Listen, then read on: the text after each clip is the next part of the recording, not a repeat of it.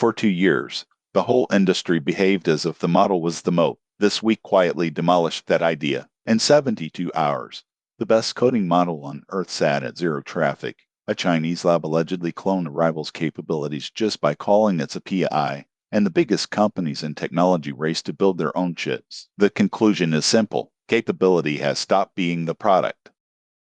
Here is the shape of the argument. A frontier model used to be defensible because it was expensive to train and hard to copy. Both of those moats sprang leaks this week, so value is fleeing the model in two directions at once. Downward, into the custom silicon that decides what an answer costs, and upward, into the governed access that decides who is even allowed to ask. The raw model, in the middle, gets squeezed into a commodity. Below the model, everyone reached for their own silicon. OpenAI unveiled Jalapeno, its first custom chip, built for inference, taped out in about 9 months, and expected to cut inference costs by roughly one-half. Qualcomm launched a data center CPU built for agents, claiming twice the performance per watt, with Meta sign-on. Microsoft is in talks to run Claude on its Mate chips, and SK Hynix is preparing a $29 billion listing on the memory that feeds them all. When 4 companies move in 1 week, it is not a coincidence. It is a phase change.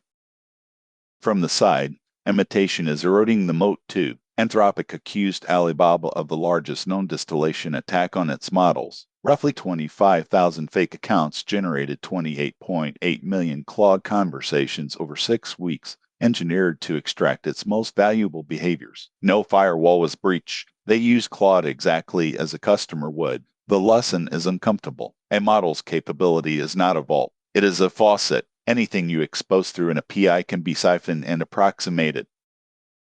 Now the other bookend. Before U.S. export control ban pulled it offline, Claude Fable 5 scored 70% on DeepSWE, the hardest real-world coding benchmark, the best ever recorded. 14 days later, Anthropic's own staff confirmed it is serving exactly zero traffic. The single best model on Earth is, for now, commercially worthless, not because its capability degraded, but because its capability cannot be reached. That is not a capability question. It is a governance question.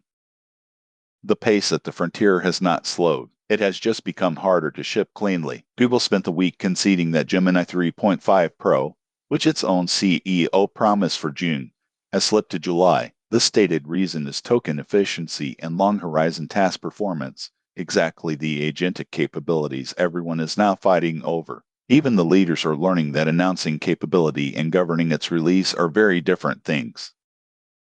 If access is the binding constraint, then whoever controls access controls the value. From July 8th, every Claude user must pass government ID and biometric verification. August 1st is the deadline for a federal framework to review frontier models. And on January 1st, 2027, the Colorado AI Act becomes the first state AI law enforces, though a late amendment softened it from mandating safe outcomes to merely mandating disclosure. The next 6 months of AI are defined less by model launches than by access control milestones. None of this would happen if the money were not enormous. The hyperscalers are guided to spend over $600 billion this year, about 3/4 of it on AI infrastructure. At that scale, a 50% cut in inference cost is not an optimization. It is the difference between a viable business and an unfundable one. And the real bottleneck is data movement, getting weights and context in and out of the chip fast enough. That is why memory, and the companies that make it, suddenly sit at the center of the story. Why has all of this intensified now? Because the workload changed. The capabilities everyone is fighting over are agentic, long horizon, multi-step, tool-using reasoning. Qualcomm built an entire CPU around that observation, and Meta sign-on. Agents also raise the governance stakes. A chatbot that emits a wrong sentence is an embarrassment. An agent that takes a wrong action, with real credentials, is an incident. One software can act. Who is allowed to call the model becomes the core of the product. Collapse the weak into a sentence. Intelligence is abundant. Control of intelligence is scarce. The model in the middle is commoditized by silicon that makes it cheap and by distillation that makes it copyable. The defensible assets are the cost floor beneath it and the gatekeeper above it. So, treat inference cost as a first-class metric. Do not bet your moat on a model you rent. Build the turnstile, identity and authorization, and an audit trail before you need it, and engineer for data movement, because that is where both cost and capability now live. So here is the takeaway. Stop defending the model. Defend the metal beneath it and the gate above it. That is where the value went this week. I am Matt Suhail Mattis. Thanks for watching, and I would genuinely like to hear how you read it.